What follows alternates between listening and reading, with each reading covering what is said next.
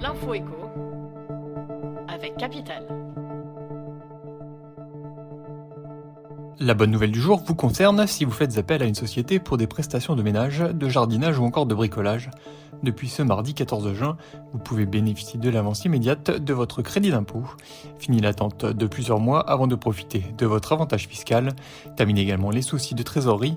Votre crédit d'impôt service à la personne peut désormais être pris en compte à chaque facturation.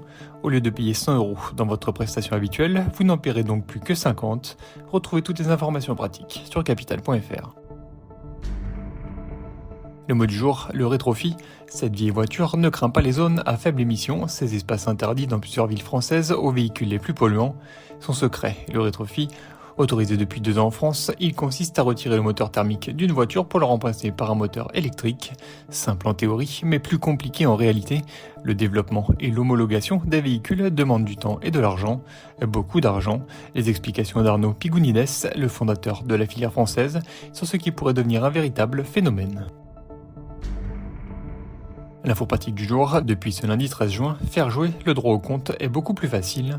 Pour rappel, avec cette procédure, la Banque de France doit trouver un établissement à tout client débouté lors de sa demande d'ouverture de compte bancaire. Le hic, une réponse négative est nécessaire pour lancer les démarches.